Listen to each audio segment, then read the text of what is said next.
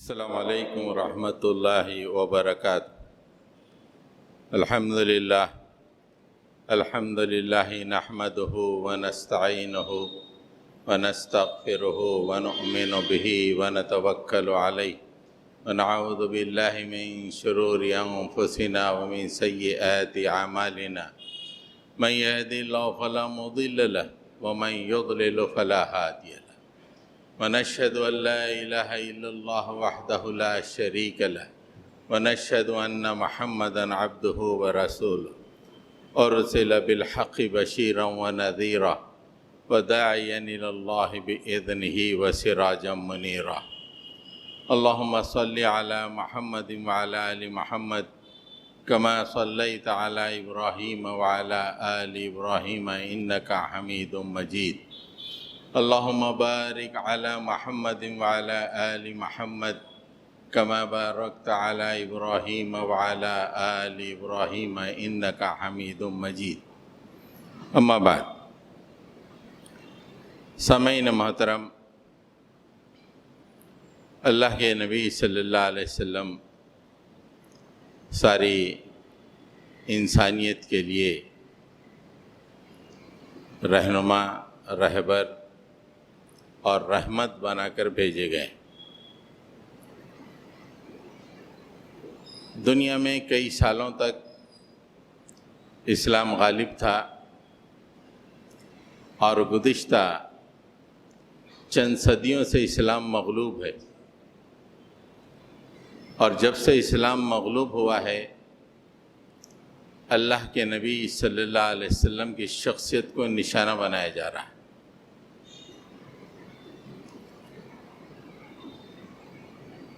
جب تک اسلام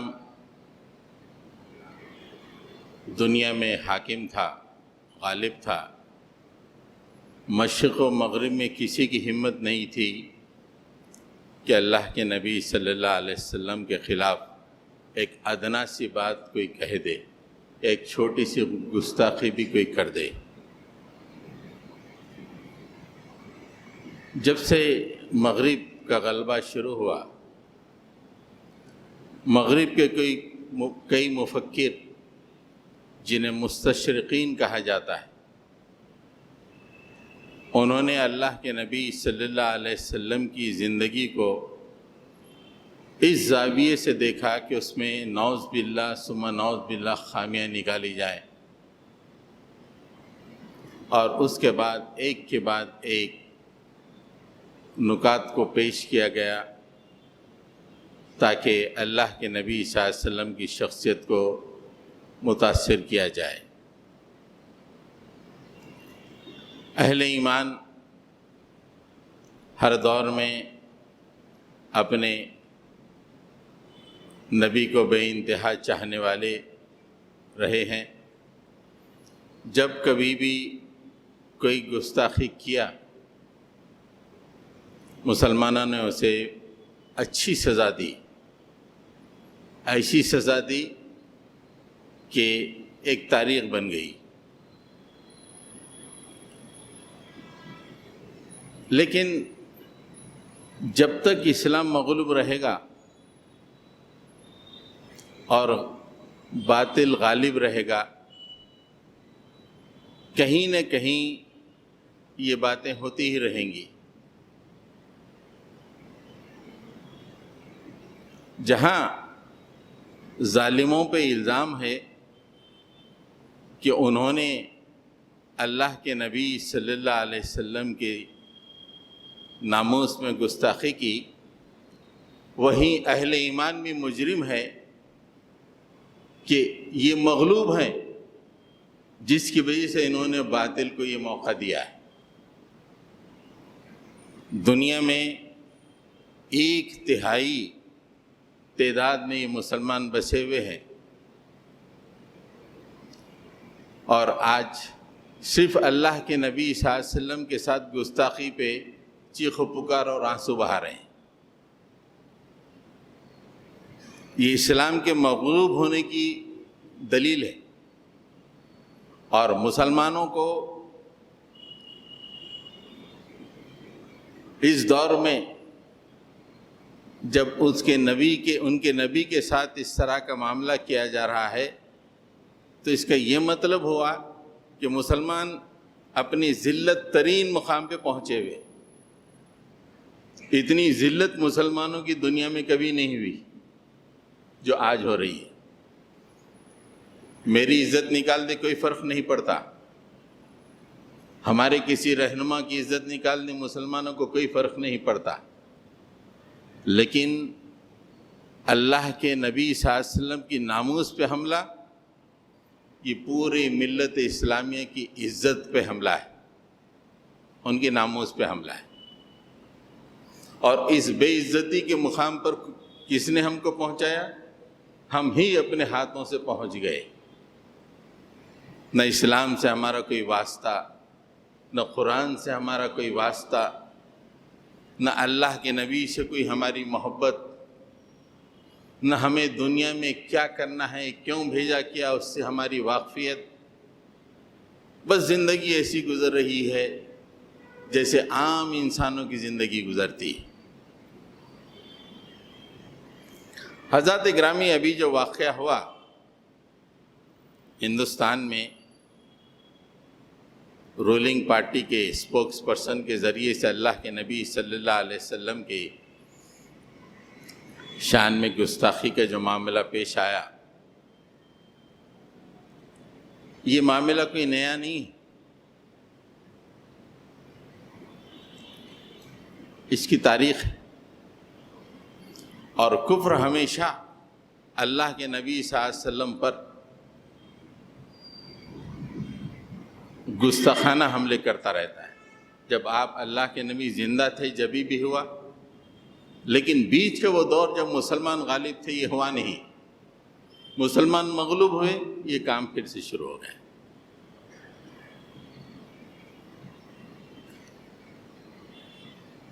دنیا تمام میں احتجاج ہوا،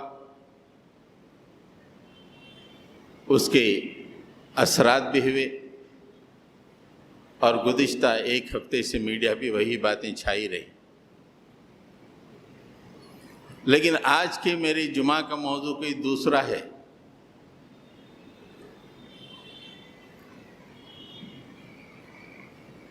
موضوع یہ ہے کہ اس واقعے نے کئی مسلم نوجوانوں کے ایمان کو متزلزل کر دیا ہے. کئی مسلم نوجوان جو اپنے آپ کو پڑھے لکھے مانتے ہیں، ماڈرن مانتے ہیں، لیکن مسلم گھرانوں میں پیدا ہوئے ہیں، مسلم ماؤں نے انہیں جنا ہے، وہ بھی یہ مسئلہ اٹھا رہے ہیں کہ اللہ کے نبی صلی اللہ علیہ وسلم کیسے ایک 6 سالہ بچی کے ساتھ نکاح کرتے. اور ایک دو نے تو باضابطہ کہا کہ اس واقعے کی وجہ سے میں اسلام چھوڑ دیا.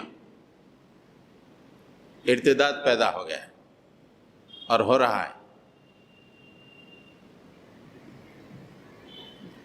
ہم اپنی صفوں میں سے اہل ایمان کو چھوڑتے جا رہے ہیں. دوسری وجہ یہ ہے کہ کچھ لوگ اللہ کے نبی صلی اللہ علیہ وسلم کے ساتھ جو حضرت عائشہ رضی اللہ تعالیٰ عنہ کا نکاح ہوا، اور اس کی عمر کو، حضرت عائشہ رضی اللہ تعالیٰ عنہ کی عمر کو زیادہ ثابت کرنے کے لیے حدیثوں کا انکار شروع کر دیا. بخاری اور مسلم میں جو واضح حدیث ہیں جس میں حضرت اماں عائشہ رضی اللہ تعالیٰ عنہ کی عمر کو بیان کیا گیا ہے، ان احادیث کو کرٹیسائز کرنا شروع کر دیا، ان کا انکار کرنا شروع کر دیا. اس میں سے مسلمانوں کے ایک دانشور فیضان مصطفیٰ ہیں، جن کا ایک ویڈیو ابھی 2 دن پہلے ریلیز ہوا. انہوں نے باضابطہ بخاری کے بارے میں کہا کہ وہ کتاب ہے جو اللہ کے رسول کے انتقال کے 250 سال بعد ترتیب دی گئی. کوئی باضابطہ ریسرچ نہیں ہوا ہے. اور سنی سنائی، ایک نے دوسرے کو سنایا، دوسرے نے تیسرے کو، اس طرح یہ کڑی بنتے ہوئے یہ کتاب مرتب ہوئی ہے۔ پھر انہوں نے دوسرے منکرین حدیث کے حوالوں سے استفادہ کرتے ہوئے کہا کہ اماں عائشہ کی عمر اس وقت 18 سال تھی۔ اس سے ایک دوسرا رواج معاشرے میں یہ ہو رہا ہے کہ مسلمان حدیث کا انکار کرتے چلے جا رہے ہیں۔ کچھ جل پہ جو مسلمان ہیں ہمارے بچے، جو مغرب سے بہت زیادہ متاثر ہیں، وہ تو ارتداد کے شکار ہو رہے ہیں، اور کچھ لوگ اسلام میں کے اور رسول اللہ کے ڈیفنس میں ایسے آ رہے ہیں کہ حدیث کا انکار کر رہے ہیں۔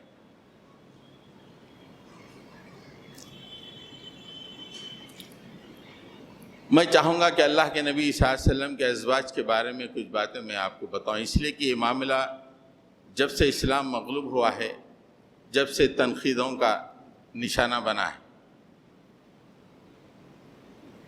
کہ اللہ کے نبی صلی اللہ علیہ وسلم کی 11 بیویاں، ہماری مائیں 11، اور اس پہ بہت لوگوں نے تنقید کی، اور اس میں کوئی شرمندگی کی بات نہیں ہے کہ ہمارے نبی نے 11 شادیاں کی، لیکن اگر مخالفین اگر یہ باتیں کہتے رہیں، ہم بیک ٹو وال ہو جائیں اور کوئی دوسری انداز سے اس کو ڈیفنس کرنے کی کوشش کریں تو ناکام ہو جائیں گے، ہم اپنا راستہ چھوڑ دیں گے۔ اللہ کے نبی صلی اللہ علیہ وسلم کی 11 شادیاں اور 11 بیویاں، اور امت مسلمہ کی 11 مائیں، اور یہ تمام 11 جو نکاح ہوئے ہیں یہ نفسانی خواہش کے لیے نہیں ہوئے ہیں۔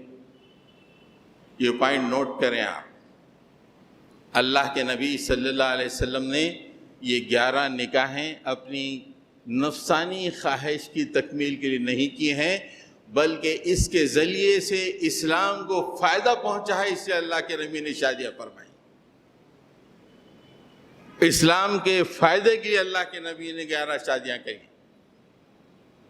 آپ کی نفسانی خواہش نہیں تھی جیسے مستشرقین کہتے ہیں، اور ان کے ماننے والے جو ہندوستان میں ہیں وہ لوگ کہتے ہیں، یہ نہیں ہے۔ اللہ کے نبی نے اپنی زندگی میں کوئی ایسا کام نہیں کیا جو اسلام کے لیے نقصان دہ ہو، ہر کام اسلام کے فائدے کے لیے اللہ کے نبی نے کیا ہے۔ یہ 11 شادیاں بھی، ہر شادی میں ایک حکمت پوشیدہ ہے، ہر شادی میں اسلام کا فائدہ ہے، ہر شادی میں امت مسلمہ کا فائدہ ہے، اور یہ بات آپ اچھی طرح سمجھ لیں کہ ان شادیوں کا اختیار اللہ تعالیٰ نے خود اللہ کے نبی کو دیا۔ یہ یوں کہیں کہ یہ پوری 11 شادیاں اللہ تعالیٰ نے اپنے نبی کی کروائیں، اپنی طرف سے اللہ کے نبی نے شادیاں نہیں کیا، اللہ تعالیٰ نے یہ پوری 11 شادیاں کروائی۔ سورہ احزاب آپ اٹھا کے دیکھیں تو اللہ تعالیٰ تفصیل سے فرماتا ہے وہاں پر، یا ایھا النبی انا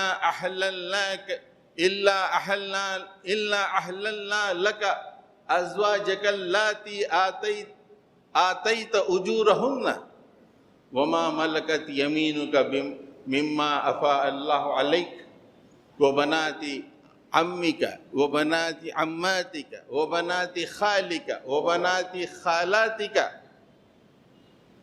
اللاتی ہاجرن معک۔ کیا فرمایا اللہ تعالیٰ نے؟ یا ایھا النبی، اے نبی، انا ہم نے احل اللہ حلال کر دیا۔ کن کو حلال کیا؟ ازواجک، آپ کی تمام بیویوں کو، جن کو آپ نے مہر دے کے ان سے آپ نے نکاح کیا ہے، اور ان لونڈیوں کو جو ہم نے آپ کو عطا کیا ہے اپنی طرف سے، ان کو بھی حلال کر دیا، اور تمہاری چچاؤں کی بیٹیاں، تمہاری پھوپھی کی بیٹیاں، تمہارے ماموں کی بیٹیاں، تمہاری خالوں کی بیٹیاں جو آپ کے ساتھ ہجرت کر کے آئی ہیں، ان کے ساتھ نکاح بھی ہم نے آپ کو حلال کر دیا ہے۔ پھر اس کے بعد ایک اور خاتون کا اللہ تعالیٰ تذکرہ فرماتے ہیں، وَامْرَأَةً مُؤْمِنَةً إِنْ وَهَبَتْ نَفْسَهَا لِلنَّبِيِّ إِنْ أَرَادَ النَّبِيُّ أَنْ يَسْتَنْكِحَهَا خَالِصَةً لَكَ مِنْ دُونِ الْمُؤْمِنِينَ، اور اس عورت کو بھی جو اپنے آپ کو آپ کے لیے ہبہ کر دیا ہے، اور اگر نبی ان سے نکاح کرنا چاہیں ان کو بھی ہم نے حلال کر دیا ہے۔ اور یہ چھوٹ کس کے لیے ہے؟ خالصۃ لک، یہ صرف اور صرف آپ کے لیے یہ چھوٹ، من دون المومنین، مسلمانوں کے لیے نہیں ہے۔ یہ چھوٹ صرف اور صرف اللہ کے نبی کے لیے ہے کہ آپ زیادہ شادیاں کر سکتے ہیں۔ ہماری طرف سے راٹیفیکیشن ہے، عرش والا راٹیفائی کر رہا ہے، تو دنیا کی یہ چھوٹے چھوٹے کیڑے اگر شکایت کریں، تنقید کریں تو کیا اہمیت ہوتی ہے؟ اللہ نے خود کہا کہ اِنَّا أَحَلَّلْنَا لَكَ أَزْوَاجَكَ، ہم نے راٹیفائی کر دیا، ہم نے حلال کر دیا، آپ کے تمام نکاحوں کو حلال کر دیا۔ اور مومنین کے بارے میں اللہ تعالیٰ فرماتا ہے کہ ان کے بارے میں پہلے ہی سے ہم نے بتا دیا کہ ان کے حدود کیا ہیں، بیویوں اور لونڈیوں کے معاملے میں ان کا کیا حدود ہے، پہلے ہی ہم نے بتا دیا ہے، لیکن رسول کے لیے استثناء ہے۔ اس کے بعد اللہ تعالیٰ نے پھر ایک آیت نازل فرمائی، وہ آیت یہ ہے کہ لا يحل لك النساء من بعد، اب اس کے بعد آپ کے لیے کوئی عورت حلال نہیں ہے، کوئی عورت حلال نہیں ہے۔ جب اللہ تعالیٰ نے یہ کہہ دیا آسمان سے کہ اب آپ کے لیے کسی سے نکاح جائز نہیں ہے، اللہ کے نبی نے اس کے بعد کوئی نکاح نہیں فرمایا۔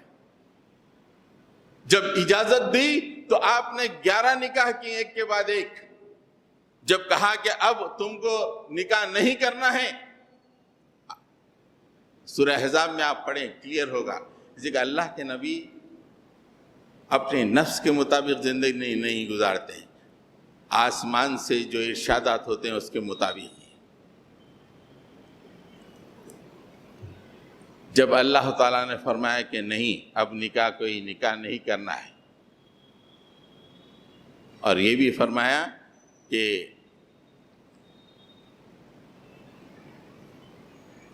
اللہ تبدل بہن من ازواج او اعجبک حسنہن، اب یہ بھی نہیں کرنا کہ جو بیویاں آپ کے پاس ہیں ان کو چھوڑ کے کوئی دوسری سے نکاح کر لو، ہو سکتا ہے کہ انتہائی حسین ہو، یہ بھی جائز نہیں ہے آپ کے لیے۔ 2 باتیں فرمائی، ایک تو اگلا نکاح جائز نہیں ہے، دوسرا موجودہ بیویوں میں سے کسی چھوڑ کر کسی اور بیوی سے نکاح کر لو، یہ بھی جائز نہیں ہے۔ کلیئر کٹ آیتیں ہیں۔ تو اللہ کے نبی صلی اللہ علیہ وسلم کی پوری زندگی اللہ کے احکام کے مطابق تھی۔ اللہ کے نبی نے اگر 11 نکاح کیے ہیں تو تمام 11 نکاحوں کو اللہ تعالیٰ کا ریٹیفیکیشن موجود ہے، سند موجود ہے، اللہ کی طرف سے تسلیم کر لیا گیا۔ اگر ساری دنیا کے لوگ اس کے خلاف کریں تو کوئی فرق نہیں پڑتا ہے۔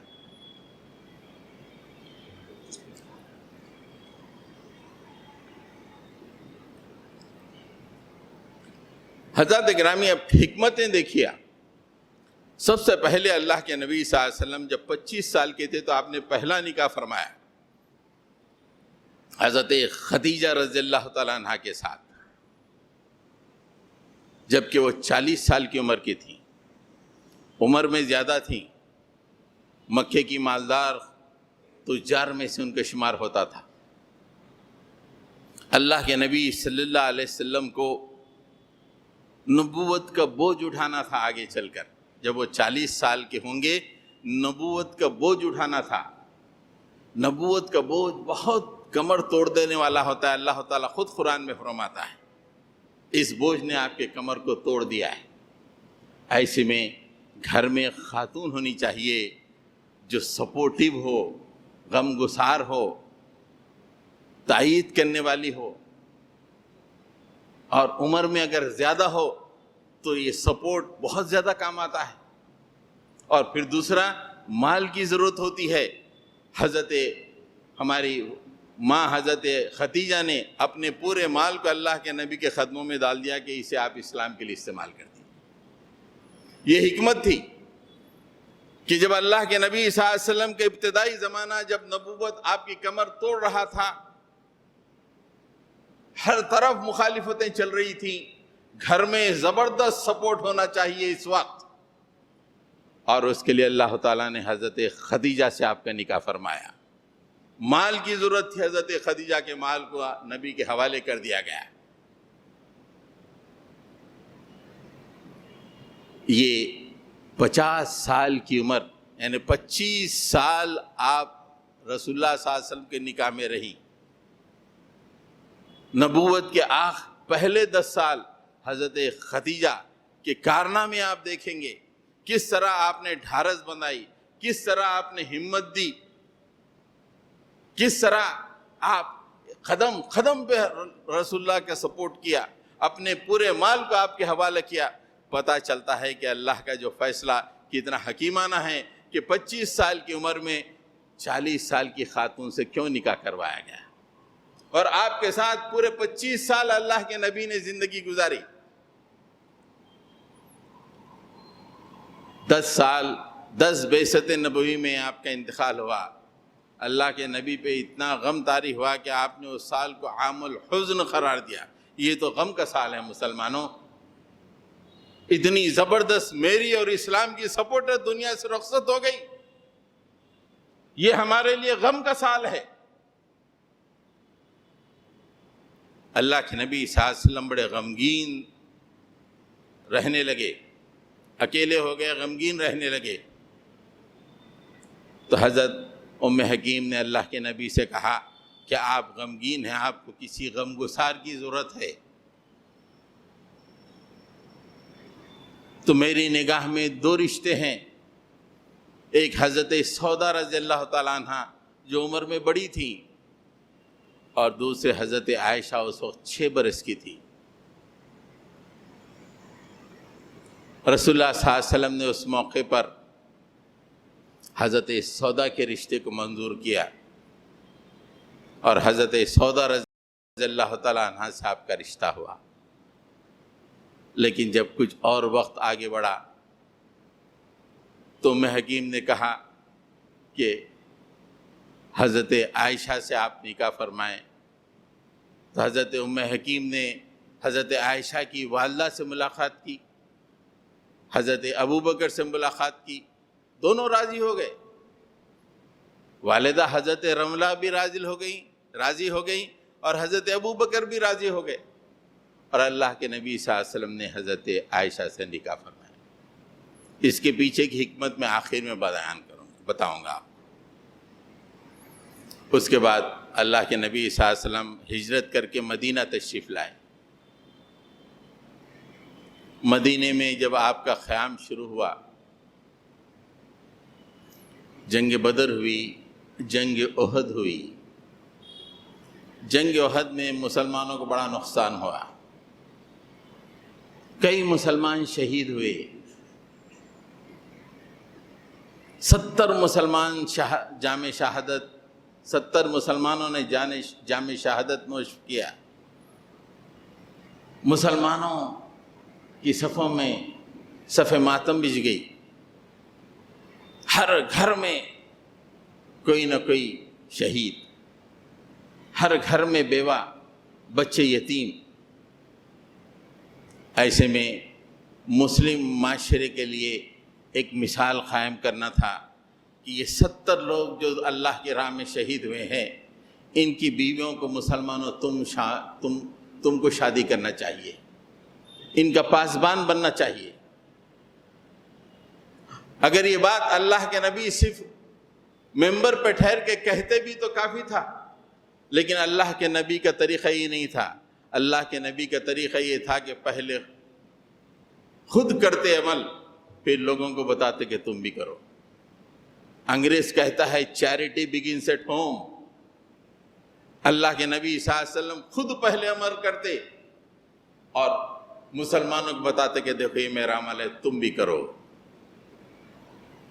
آج کل ہم جیبوں میں رخے لے کے گھومتے ہیں شادیوں کے، وہ ماحول ہمارے ذہن میں بیٹھ نہیں سکتا کہ 70 مسلمان چھوٹی سی بستی کے ختم ہو جائیں،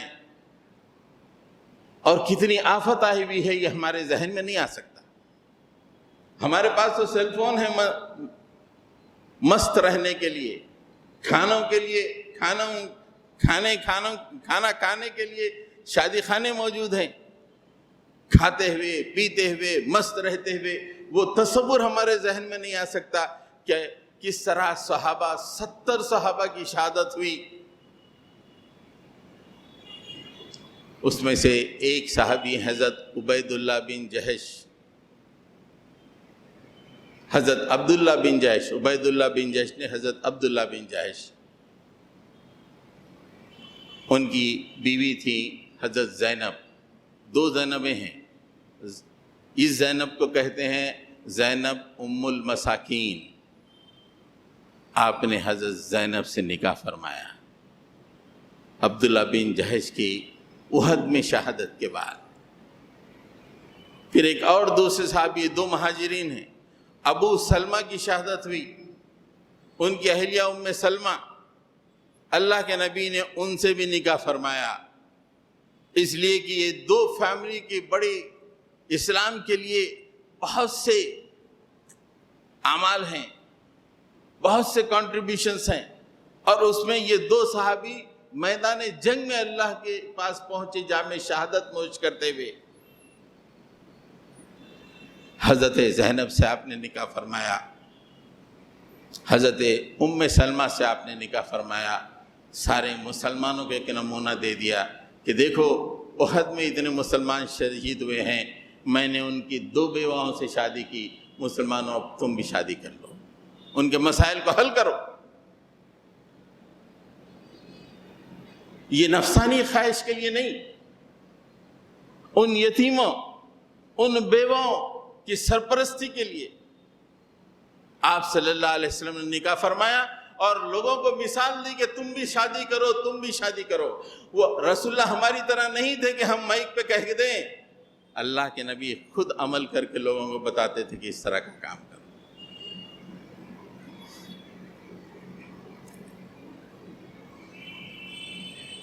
حضرت حفصہ بیوہ ہو گئیں، حضرت عمر بڑے پریشان تھے، حضرت عثمان غنی کے پاس رشتہ بھیجا، حضرت عثمان غنی رضی اللہ تعالیٰ عنہ نے خاموشی اختیار کی۔ حضرت ابوبکر صدیق کے پاس رشتہ بھیجا، انہوں نے بھی خاموشی اختیار کی۔ گھر میں جوان بچی مطلقہ یا بیوہ بن کے بیٹھی ہوئی ہے، باپ کے لیے کتنا وزن ہوتا ہے۔ آخرکار حضرت عمر نے رسول اللہ کے پاس پہنچ کے کہا کہ میری بیٹی ہے، آپ نکاح فرما لیں۔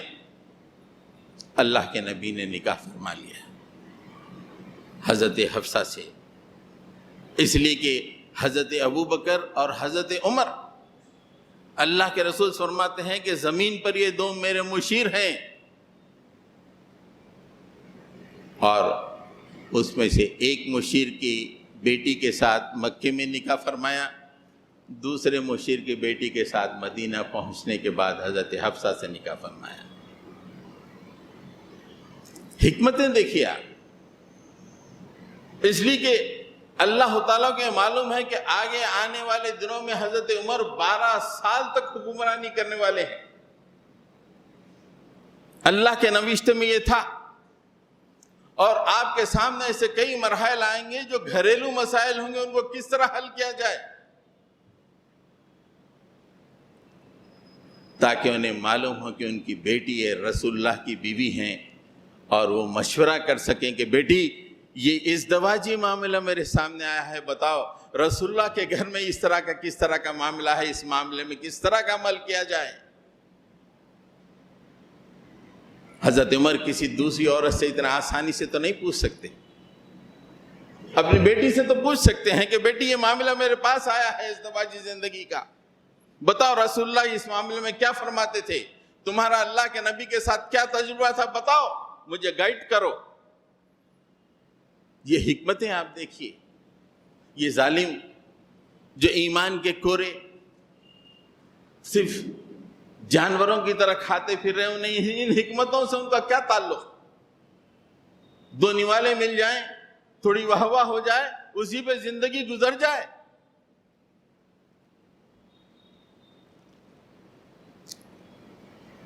تین نکاح ایسے ہیں اللہ کے نبی صلی اللہ علیہ وسلم نے اسلام کی سیاسی بالادستی کو برقرار کر رکھنے کے لیے آپ نے تین نکاح فرمائے۔ سیاسی بالادستی سے مراد یہ ہے کہ اسلام غالب ہو، مقابل میں جو دشمن ہے وہ دب جائے، مخالف میں جو دشمن ہے اسے دبا دینا اسلام کے لیے فائدہ مند ہوتا ہے۔ ایک نکاح آپ نے حضرت ام حبیبہ رضی اللہ تعالیٰ عنہ سے فرمایا۔ حضرت ام حبیبہ حضرت عبید اللہ بن جہش کے نکاح میں تھی۔ اللہ کے نبی نے حکم دیا، جب مکے میں ظلم و ستم بڑھ گیا تو حبش کی طرف ہجرت کا حکم دیا۔ ہجرت کرنے والوں میں حضرت عبید اللہ بن جہش اور حضرت ام حبیبہ، اور حضرت ام حبیبہ ابو سفیان کی بیٹی تھی۔ ابو سفیان مکے کا سردار، اور ایسا سردار کئی موقعوں پر اس نے کئی معرکوں میں کافروں کی سرداری کی، کافروں کی کمانڈری کی، فوجوں کو لے کے آیا، ایسا بڑا سردار۔ ان کی بیٹی حضرت ام حبیبہ اسلام قبول کر چکی تھی۔ عبید اللہ بن جہش اور ام حبیبہ جب ملک حبش پہنچی، وہاں عبید اللہ بن جہش اسلام چھوڑ کر عیسائیت قبول کر لیے، مرتد ہو گئے۔ اس کے باوجود بھی حضرت ام حبیبہ نے اپنے اسلام سے ناتا نہیں توڑا، اسلام کو نہیں چھوڑا۔ ایک غیر مقام میں شوہر عیسائی بن گیا ہے، لیکن میں اسلام کو سینے سے نہیں نکالوں گی۔ عبید اللہ بن جہش کا انتقال ہو گیا، اللہ کے نبی کو اطلاع ملی کہ حضرت ام حبیبہ بیوہ ہو گئی۔ رسول اللہ صلی اللہ علیہ وسلم نے نجاشی، وہاں کا جو حکمراں ہے، ان کو خط لکھا کہ ام حبیبہ اگر پسند فرمائیں تو میرے ساتھ ان کا نکاح کر دینا۔ اس نکاح کے پیچھے دو حکمتیں تھیں۔ ایک، حضرت ام حبیبہ جن حالات سے گزر رہی تھیں، جس طرح انہوں نے ایمان کا ساتھ دیا، ایمان کو نہیں چھوڑا، اپنے شوہر کے مرتد ہونے کے باوجود ایمان کو نہیں چھوڑا، وہ اس کی سپاسگزاری ہونی چاہیے تھی۔ اور دوسرا، اگر میں ام حبیبہ سے نکاح کر لوں تو ام حبیبہ رضی اللہ تعالیٰ عنہ کا والد ابو سفیان، مکے کا بہت بڑا سردار، اسلام کا بہت بڑا دشمن، اور میں اس کی بیٹی کا شوہر بن جاؤں تو اس کے دل میں جو آگ بھڑک رہی ہے وہ کچھ کم ہو جائے گی۔ یہ دو نکات کے پیش نظر اللہ کے نبی صلی اللہ علیہ وسلم نے حضرت ام حبیبہ سے نکاح فرمایا ہے۔ اور تاریخ گواہ ہے کہ نکاح سے پہلے ابو سفیان کا جو زور تھا، نکاح کے بعد حضرت ابو سفیان کا وہ زور نہیں رہا۔ مکے ہی میں اس کی ویلیو گر گئی، سردار کی ویلیو مکے ہی میں گر گئی کہ تمہاری بیٹی تو رسول اللہ کی بیوی ہے۔ یہ سیاسی فائدہ حاصل کیا اللہ کے نبی صلی اللہ علیہ وسلم نے، اپنے نفس کے لیے نہیں، اسلام کے لیے۔ کتنا بڑا دشمن جو بار بار فوج لے کے مدینے کی طرف آ رہا ہے، اسے رام کر لو، اس کی دل کی جلن کو ختم کرو، اس کے پوزیشن کو مکے میں ویک کر دو۔ کوئی سوچ سکتا ہے آج کے دور میں اتنے بڑے بڑے ماہرین ہیں، کتنی حکمت آمیز انداز میں اللہ کے نبی صلی اللہ علیہ وسلم نے شادیاں فرمائی۔ حضرت جویریہ رضی اللہ تعالیٰ عنہ 5 ہجری میں بنو مستلق کے ایک قبیلے پہ اللہ کے نبی صلی اللہ علیہ وسلم نے حملہ کیا۔ حضرت جویریہ بنو مستلق کے سردار حارث کی بیٹی، اللہ کے نبی صلی اللہ علیہ وسلم کو کامیابی ملی، پورا قبیلہ پہاڑ میں بھاگ گیا، جو لوگ بچے ہوئے تھے قیدی بن گئے۔ اللہ کے نبی صلی اللہ علیہ وسلم نے فرمایا کہ اگر اتنے پیسے دو گے تو میں قیدیوں کو رہا کر دوں گا، اتنی دیت دو گے۔ حضرت جویریہ نے کہا کہ میرے پاس کوئی پیسے نہیں ہیں، میں آپ کو دے نہیں سکتی، پیسے نہیں دے سکتی۔ اللہ کے نبی صلی اللہ علیہ وسلم نے کہا، فیصلہ فرمایا کہ حضرت جویریہ سے شادی کر لی جائے،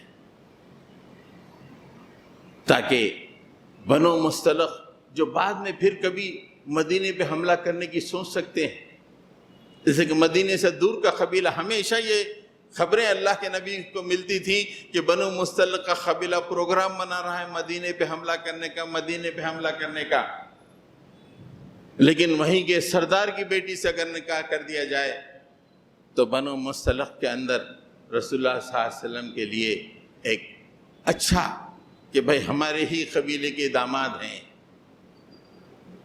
وہ بات پیدا ہو جائے گی۔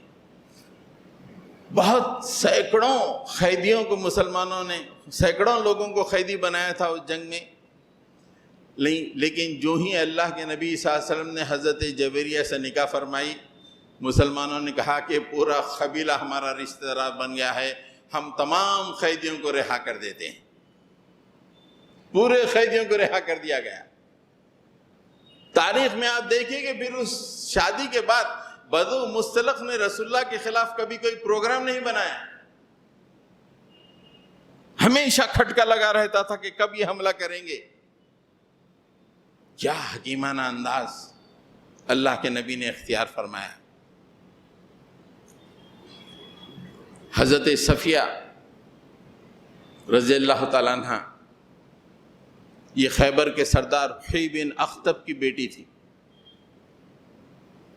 اللہ کے نبی صلی اللہ علیہ وسلم نے خیبر پہ حملہ کیا، خیبر فتح ہوا، حضرت صفیہ گرفتار ہو کر آئیں۔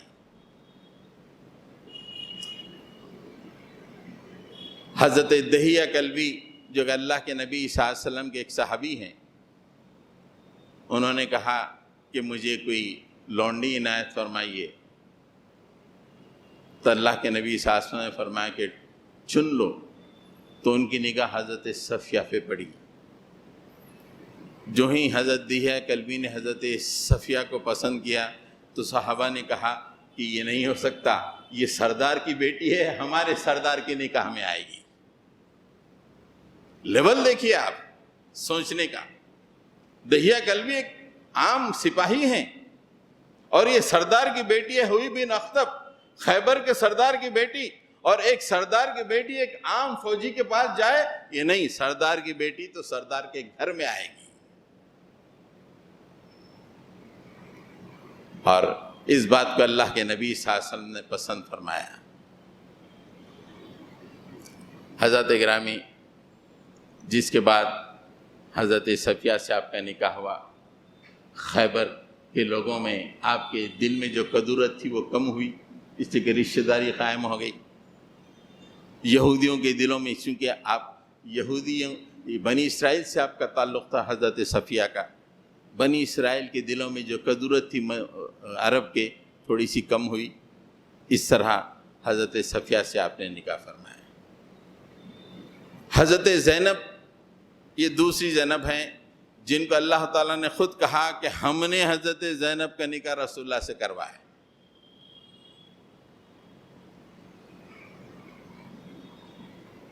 فلما قضى زید منها وطرا زوجناکها، جب زید نے اپنی بیوی کو یعنی حضرت زینب کو طلاق دے دی، ہم نے تمہارا نکاح کروا دیا، اللہ نے کروایا۔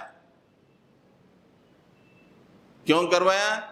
لِكَيْ لَا عَلَى الْمُؤْمِنِينَ حَرَجٌ فِي أَزْوَاجِ أَدْعِيَائِهِمْ إِذَا قَضَوْا مِنْهُنَّ وَطَرًا۔ اس زمانے میں منہ بولے بیٹے کی بڑی اہمیت تھی، اپنے سگے بیٹوں کی طرح منہ بولے بیٹوں کو مانا جاتا تھا، جبکہ اللہ تعالیٰ کے نوشتے میں منہ بولے بیٹے الگ ہیں، اور جو بیٹے پیدا ہوتے ہیں نسب سے ہیں ان کا معاملہ الگ ہے۔ لیکن عرب میں منہ بولے بیٹے کی بڑی اہمیت تھی، تو اللہ نے کہا کہ یہ رواج کو ختم کرنا ہے، منہ بولا بیٹا تو منہ بولا بیٹا ہی ہوتا ہے، اس کی بیوی بہو نہیں ہو سکتی۔ اس سے اللہ تعالیٰ نے فرمایا کہ زید جو آپ کے منہ بولے بیٹے ہیں، مکے اور مدینے میں مشہور تھا کہ اللہ کے نبی کے بیٹے ہیں، جب انہوں نے اپنی بیوی حضرت زینب کو طلاق دے دی تو اللہ نے کہا کہ یہ رسم ختم کرو، لوگوں کے درمیان منہ بولا بیٹا سگے بیٹے کی حیثیت رکھتا ہے، اس کی بیٹی ان کی بیوی سے تم نکاح کرو۔ ہم نے نکاح کروایا، زوجنا کہا، ہم نے اس کے ساتھ نکاح کروایا تاکہ مسلمانوں کے اوپر کوئی حرج نہ رہے کہ اگر ان کے منہ بولے بیٹے اپنی بیویوں کو طلاق دیں تو وہ ان کے ساتھ نکاح کرنے میں کوئی حرج محسوس نہ کرے۔ اس لیے ہم نے زینب کے ساتھ رسول اللہ صلی اللہ علیہ وسلم کا نکاح کروایا۔ یہ اللہ کی طرف سے تھا، ریفارمیٹیو نکاح تھا، اس کے ذریعے سے ایک ریفارمیشن ہو گیا۔ اسلام میں لے پالک کی کوئی اہمیت نہیں ہے، ہاں مسلمان بھائی کی طرح وہ کسی کے گھر میں رہ سکتا ہے، پل سکتا ہے، پڑھ سکتا ہے، بڑا ہو سکتا ہے، لیکن وہ ان بچوں کی طرح نہیں ہیں جو نسبی بچے ہوتے ہیں۔ اللہ کے نبی کے ذریعے سے اس بات کو ختم کروایا گیا۔ یہ حکمت اللہ تعالیٰ نے اٹ سے ہی بتائی۔ حضرت عائشہ صدیقہ رضی اللہ تعالیٰ عنہ 6 سال کی عمر میں شادی ہوئی، اس میں کوئی شک نہیں، no need to get defence میں پڑھنے کی ضرورت ہی نہیں ہے، اس لیے کہ اس زمانے میں رواج تھا۔ یہ آج کے زمانے میں ہے عمروں کا، اس زمانے میں عمروں کی کوئی اہمیت نہیں تھی۔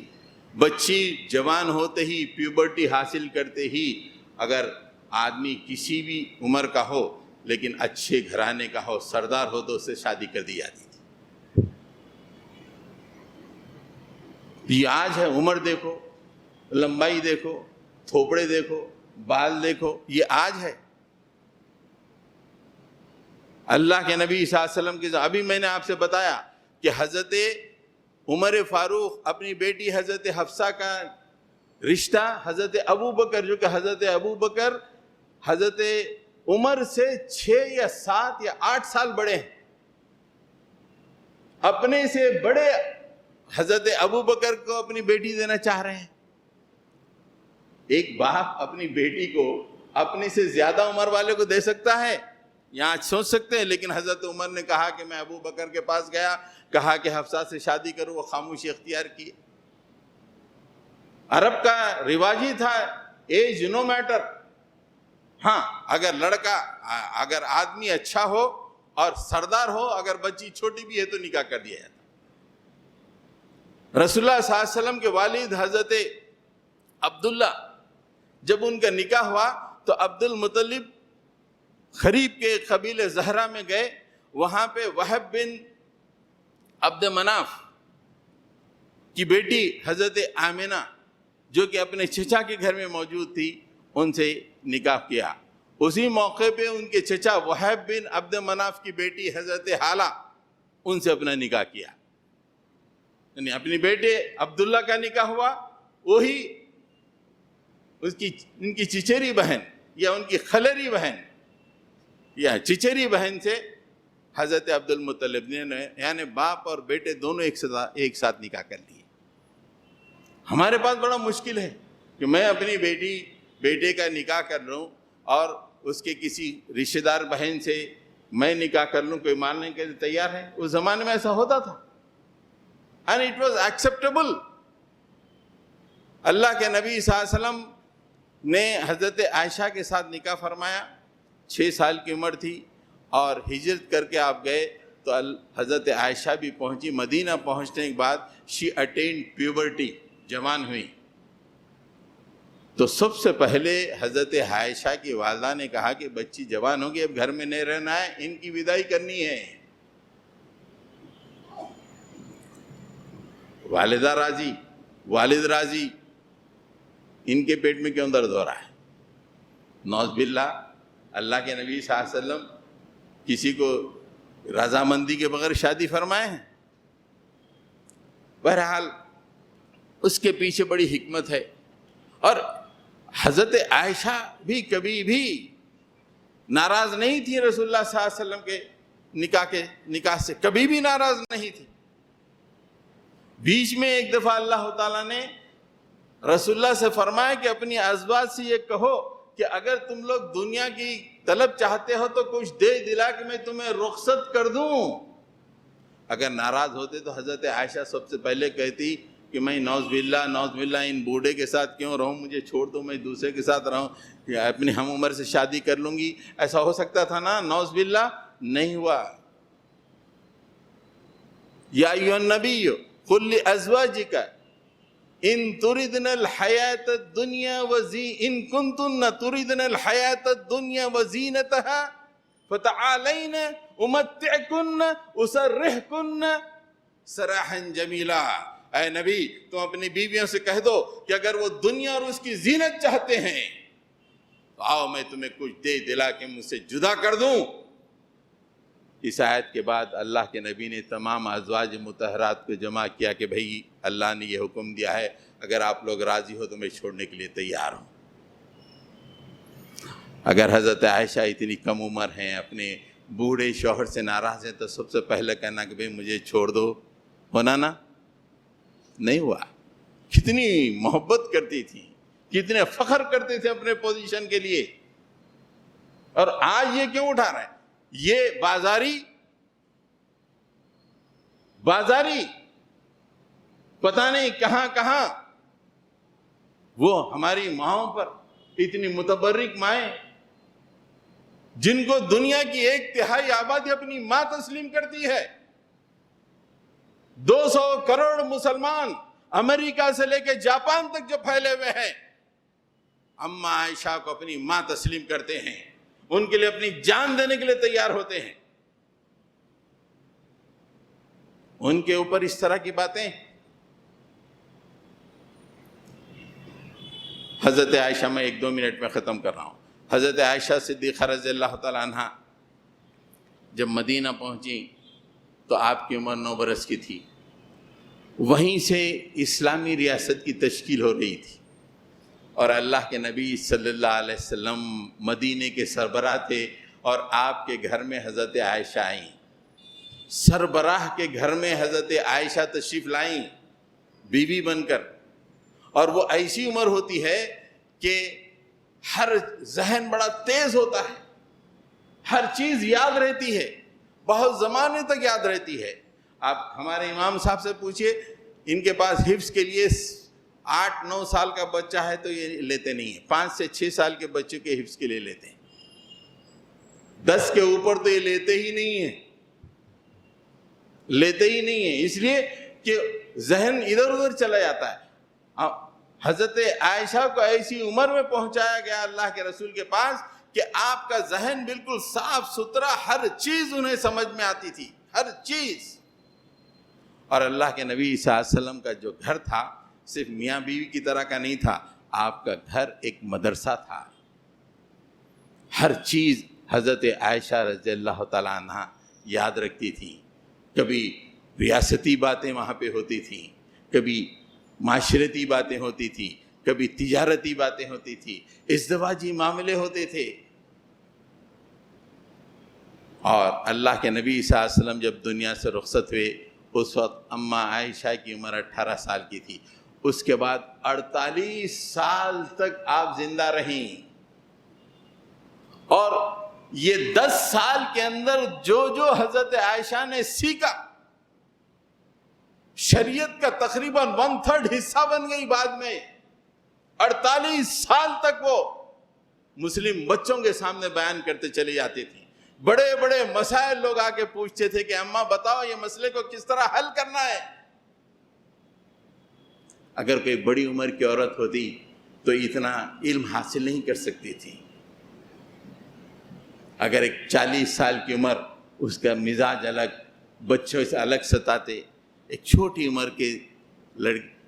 عمر کی لڑکی کو اللہ کے نبی کے ساتھ بیاہا اس لیے گیا کہ آپ کے پاس ساتھ رہ کے پوری نبوت کا علم حاصل کر دیا جائے. اور اس وقت آپ دیکھیے کہ احادیث کی کتابوں میں سینکڑوں احادیث اماں عائشہ سے مروی ہیں.